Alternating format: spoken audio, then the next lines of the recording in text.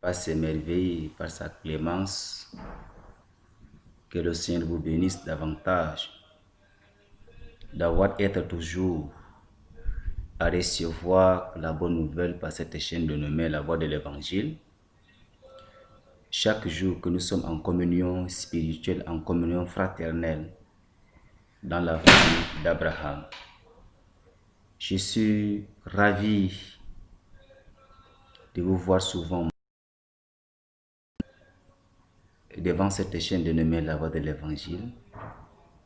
Vous êtes à mes côtés.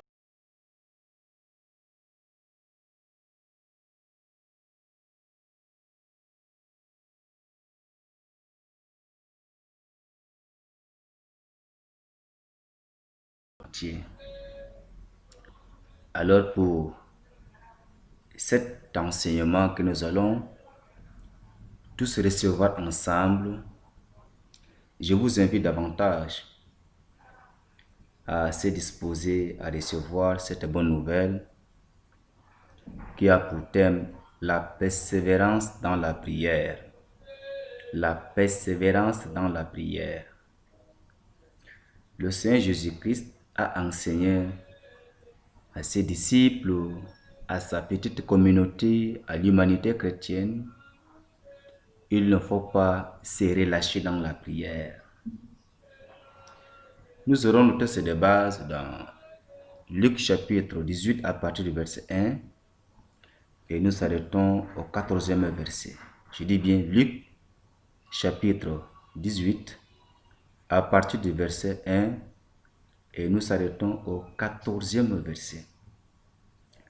Le thème nous dit la persévérance dans la prière. La persévérance dans la prière. Persévérer, le contraire, c'est lâcher, c'est relâcher, c'est fatiguer, c'est décourager.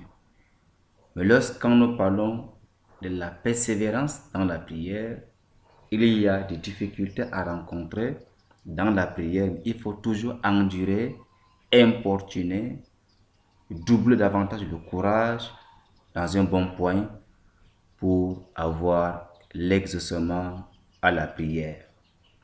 D'ailleurs, qu'est-ce qu'une prière? La prière, c'est une façon de demander quelque chose à quelqu'un. C'est l'implorer, c'est supplier. Au fait, la prière peut s'expliquer dans plusieurs manières, mais la manière la plus simple, c'est demander quelque chose à notre Créateur ou à un semblable. Alors, c'est Jésus-Christ lui-même qui nous enseigne la persévérance dans la prière. Il y a beaucoup de hommes de Dieu, beaucoup de servantes de l'Éternel, beaucoup de chrétiens, des pasteurs, une fois prié, deux fois prié, trois fois prié, quatre fois prié déjà. Lorsqu'ils ne voient pas l'exaucement de la prière, ils se fatiguent en chemin. Or, l'histoire que nous allons méditer tous maintenant ensemble, Jésus a pris une parabole sur une femme veuve. Il a pris le personnage d'une femme veuve et le deuxième personnage aussi, un roi unique qui ne craint personne. Et il fait un affrontement pour nous expliquer la prière. Le verset 1 de Luc chapitre 18 qui dit, Jésus leur adressa une parabole pour montrer qu'il faut toujours prier et ne point se relâcher. Il faut toujours prier. Tout homme sur la terre a un besoin. Tout chrétien, tout homme de Dieu a un besoin dans une dénomination, chez lui, même de part et d'autre. Mais la seule chose que Jésus nous demande, il ne faut pas se relâcher dans la prière. Il dit, il y avait dans une ville un juge qui ne craignait personne, qui ne craignait point Dieu et qui n'avait d'égard pour personne. Il y avait aussi dans cette ville une veuve qui venait lui dire, fais-moi justice de ma patrie adverse. Pendant longtemps, il refusa, mais ensuite il dit en lui-même, quoique je ne crains point Dieu et que je n'ai d'égard pour personne, néanmoins parce que cet vers m'importune, je lui ferai justice afin qu'il ne vienne pas sans cesse me rompre la tête. Le Seigneur ajouta, entendez ce que dit le juge unique. Et le Seigneur ajouta, entendez ce que dit le juge unique. Et Dieu ne fera-t-il pas justice à ses élus qui crient à lui jour et nuit, et tardera-t-il à leur égard? Je vous le dis, il le fera promptement justice, mais quand le Fils de l'homme viendra, trouvera-t-il la foi sur la terre? Alléluia. Nous avions écouté la lecture de cet thème, la persévérance dans la prière. Ma bien-aimée dans le Seigneur, mes bien-aimés dans le Seigneur, chers compatriotes, lorsque tu as un problème d'intégration, de chômage, un problème de la maladie, un problème social, mental, financier, il faut persévérer dans la prière. Va, entre dans ta chambre, prosterne-toi, demande à ton Dieu créateur. Il est là pour t'entendre, il est là pour t'écouter. Même s'il ne te répond pas maintenant, une fois que ta prière, tôt ou tard, elle va être exaucée. Pendant longtemps que tu te prosternes devant ton Dieu créateur, si tu vois que ce que tu demandais à Dieu, Dieu n'a pas agréé encore ta prière, continue à te sanctifier et continue aussi à t'humilier, à se prosterner devant ton Créateur Dieu. Il en pensera un jour à l'autre à ta prière. Jésus a pris cette parabole, c'est pour briser nos découragements en chemin dans la prière. C'est pour annuler nos fâcheries, nos faiblesses, nos sommeils dans la prière. Lorsque vous avez pris un programme pour demander quelque chose à l'Éternel Dieu d'Abraham, Isaac et Jacob, tu peux faire 1 an, 2 ans, 3 ans, et par après, tu vois un silence qui t'est gardé dans les cieux. Ne te fâche pas. Ce n'est pas pour rien que Jésus a pris 2 personnages. Et ces personnages, ils parlent que c'est nous qui sommes là, ces adeptes, ces chrétiens aujourd'hui. Combien de fois que, sous-entendu, tu as prié le Seigneur Dieu, tu as prié ton Créateur, mais lorsque tu n'as pas découvert l'exaucement de ta prière, tu t'es relâché. Jésus nous a montré un exemple. C'est une expérience que chacun de nous devrait suivre. Il dit, dans une ville, il y avait un roi qui ne craignait point Dieu et qui n'a point d'égard d'une personne. Le roi ne craignait personne sur la terre. Mais c'est un roi, c'est un juge. Nous savons que c'est les juges qui tranchent toutes les situations négatives, de même que positives, à l'être humain. C'est ceux-là qui sont censés à condamner ou à libérer. Et dans la même ville, Jésus nous fait comprendre que il y avait aussi une veuve, celle qui a perdu son mari. C'est une femme vulnérable, une femme démunie, une femme pauvre, une femme qui a des problèmes. Alors, Cette femme, elle venait chaque jour importuner ces juges uniques qui ne craignaient ni Dieu ni personne. Elle venait de très bonne heure, très tôt, pendant que ce roi ne s'est même pas levé, il ne s'est même pas brossé les dents, il n'a même pas fait la toilette, il n'a même pas pris son petit déjeuner, il ne s'est même pas lavé. La veuve est devant le portail, et toque au portail. Et quand déjà les goumiers, les gardes du corps se placent là, elle dit non, j'ai besoin du chef du roi. Elle dit à ce roi, j'ai un problème, je sais que tu as une solution. Aucun homme sur la terre ne peut résoudre mon problème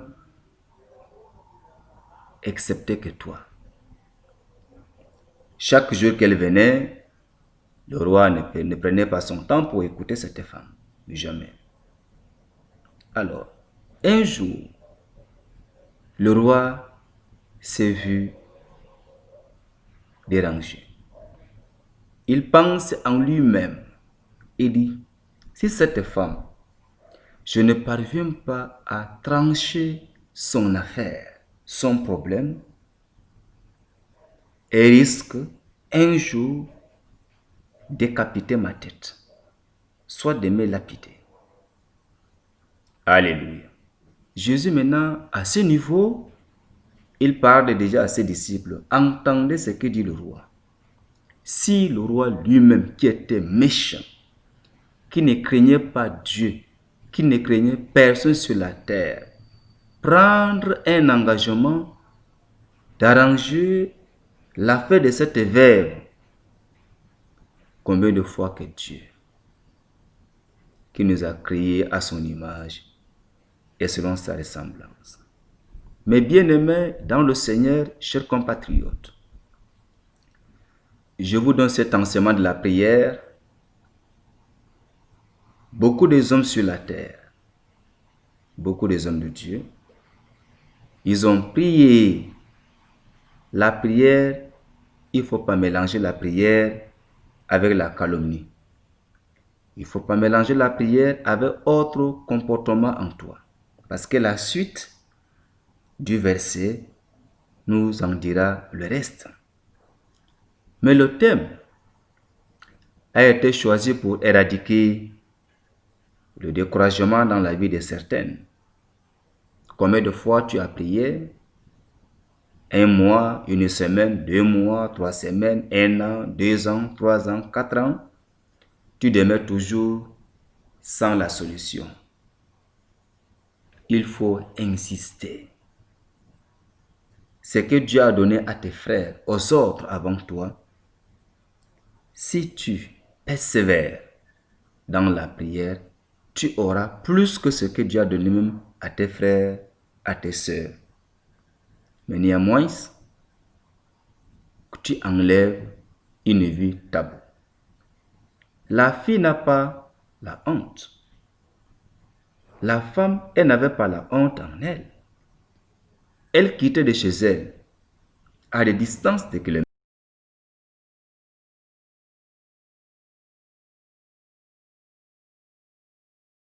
Une solution. Alors, cette parabole, le roi, c'est Dieu. La veuve, c'est toi. Le roi, c'est Dieu. Dieu craint qui encore? Dieu ne craint personne. Lui-même, il est le souverain sacrificateur. C'est une parabole. Parce que ce n'est pas tout le monde qui est censé pour connaître ou pour comprendre la parole de Jésus. Tous les langages de Jésus ont été des langages extraordinaires. C'est hors de l'ordinaire. Ce n'est pas n'importe qui comprenait les paraboles ou la parabole de Jésus-Christ. Le roi n'était que Dieu. La veuve était qu'un être humain. Parce que Dieu se suffit à lui-même. Dieu craint qui encore? Mais nous sommes que des veuves parce que nous sommes créés à l'image de Dieu. Lorsque tu as un problème,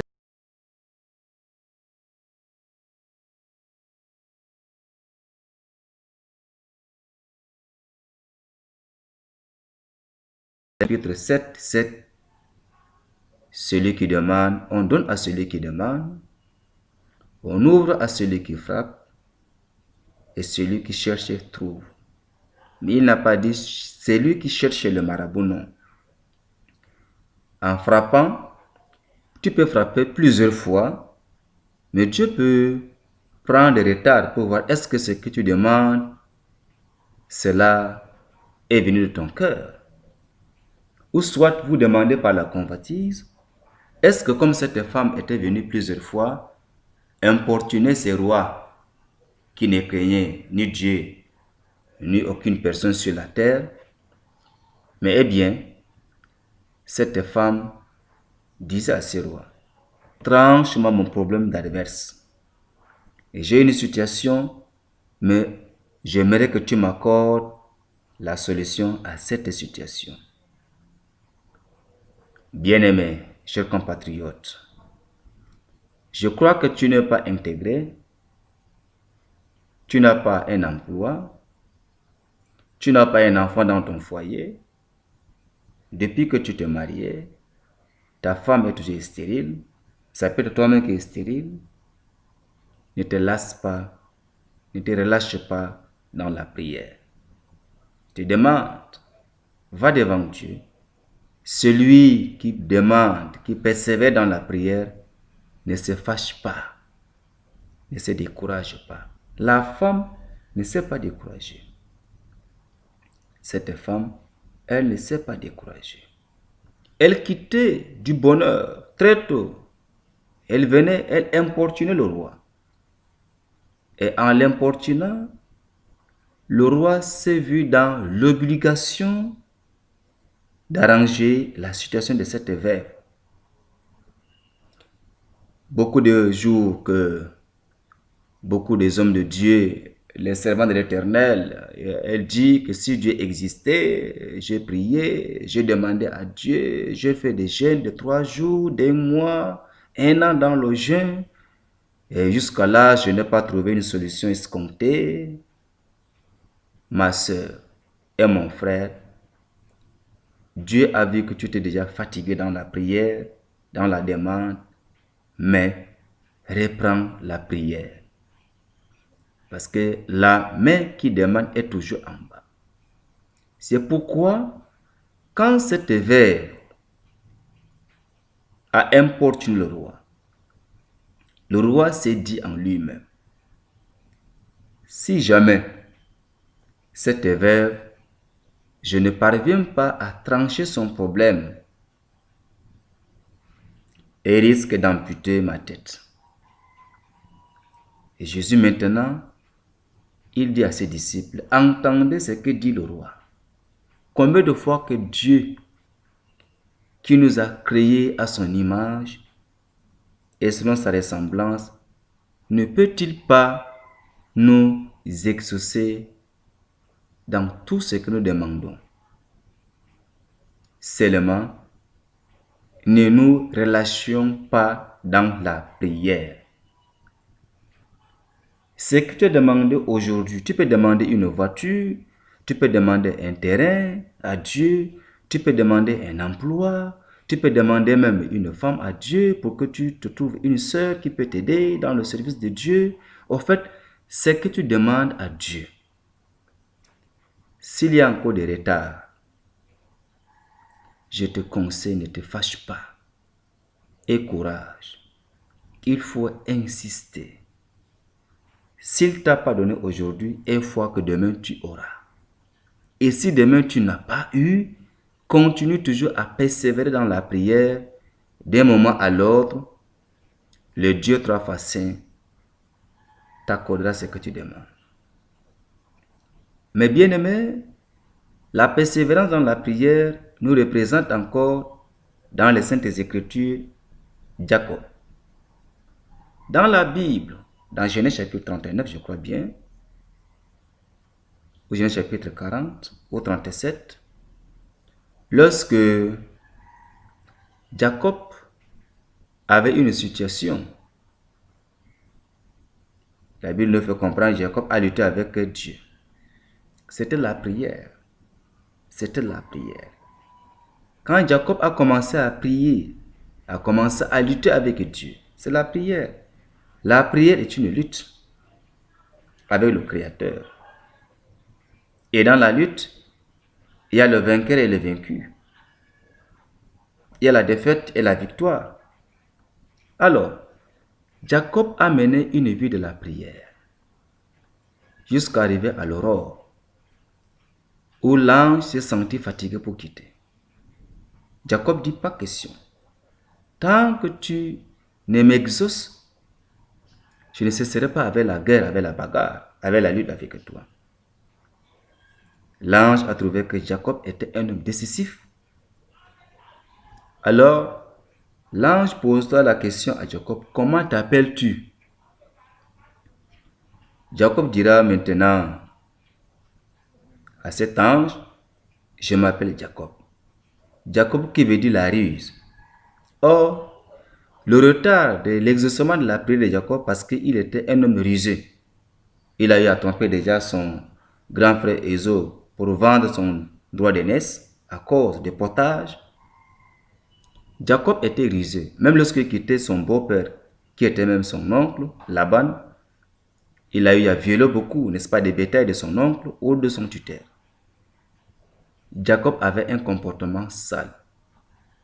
Quand maintenant, Jacob a dit son nom à l'ange et aussitôt, son nom est changé en Israël, bras droit de Dieu, le peuple choisi, le peuple acquis.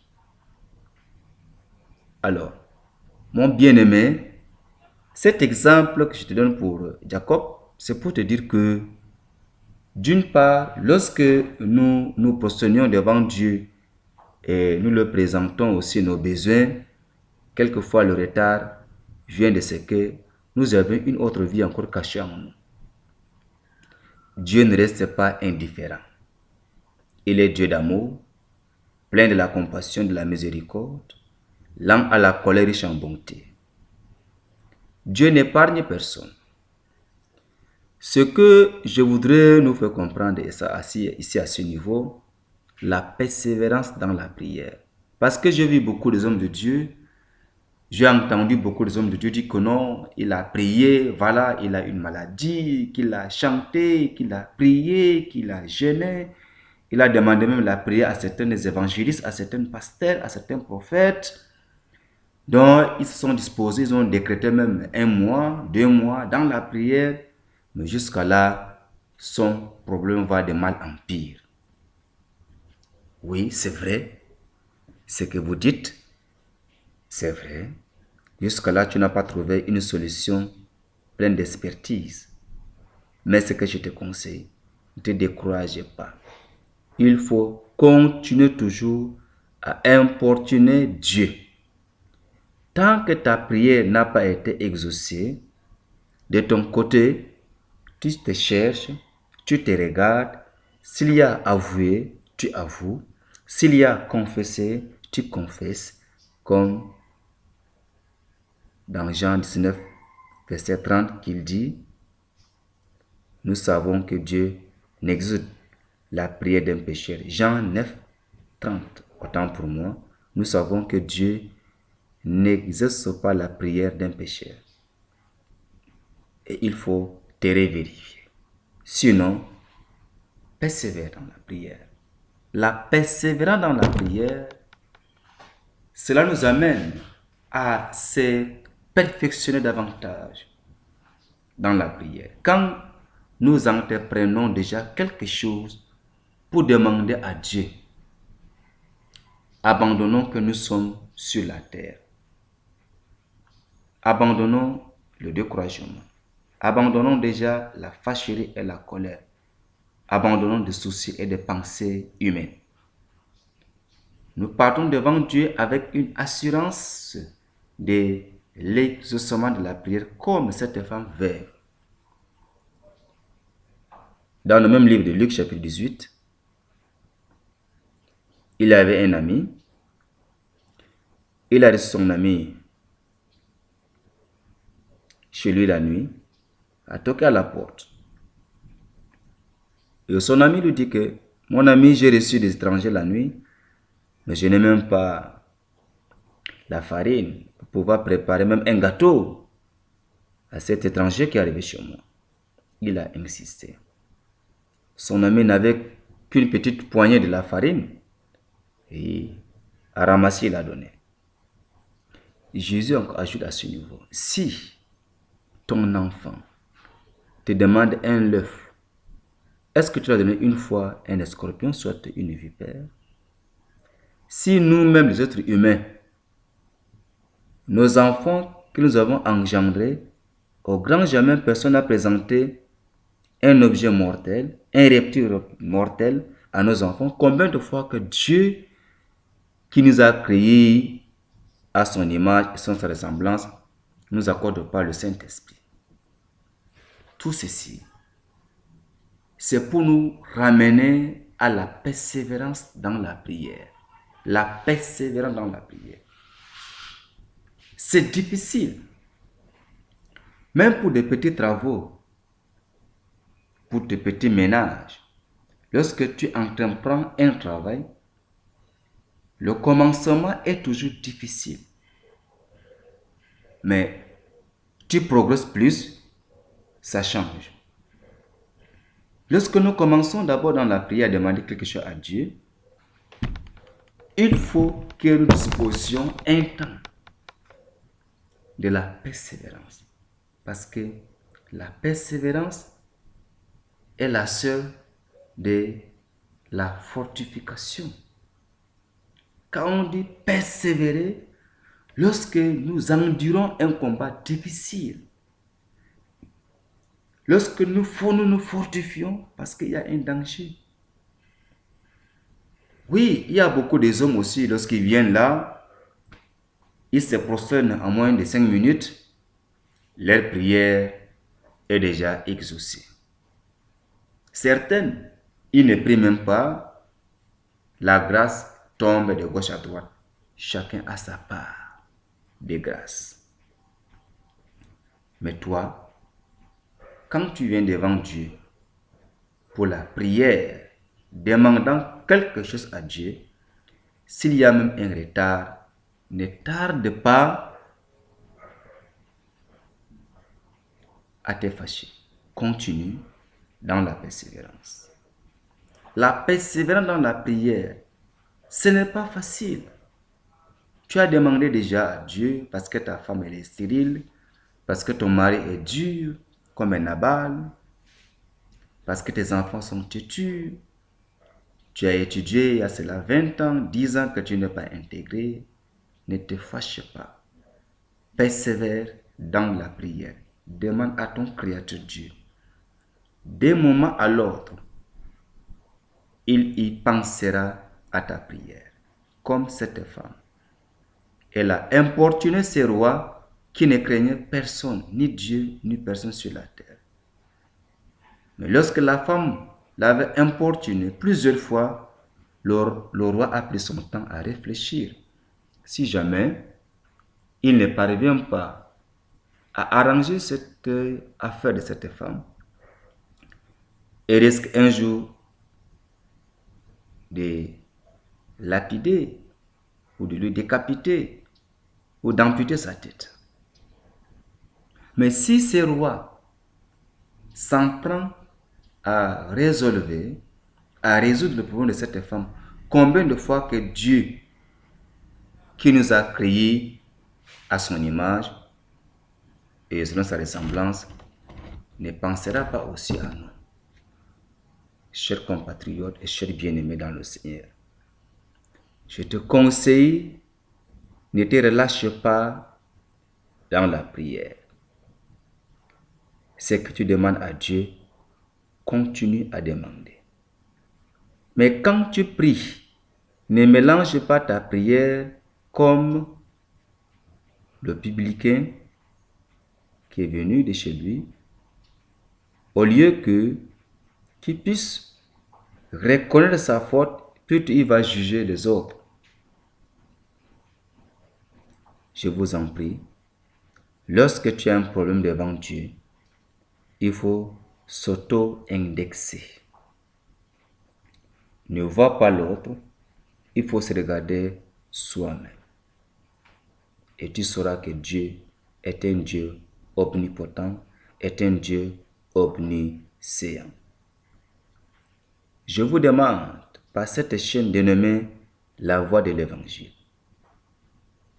vous qui avez déjà mené une vie de la prière et vous vous êtes senti fatigué, reprenez le courage, ne perds pas la volonté, ne perds pas la persévérance, reprends davantage. Et il faut aussi enlever ce que Dieu n'aime pas dans ta vie.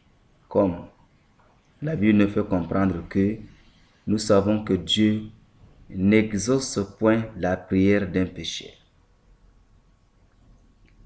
La parole de Jésus, la parole de Dieu et la parole par la voix du Saint-Esprit. La persévérance dans la prière. Il faut insister. Ne te fatigue pas. Dieu t'entendra un jour à l'autre. Si tu n'as pas écouté aujourd'hui, si tu n'écoutes pas demain, et foi, au jour au lendemain, tu seras intégré. Au jour au lendemain, tu vas voir ton entraille, tu vas voir ta progéniture. Au jour au lendemain, tu vas avoir un emploi.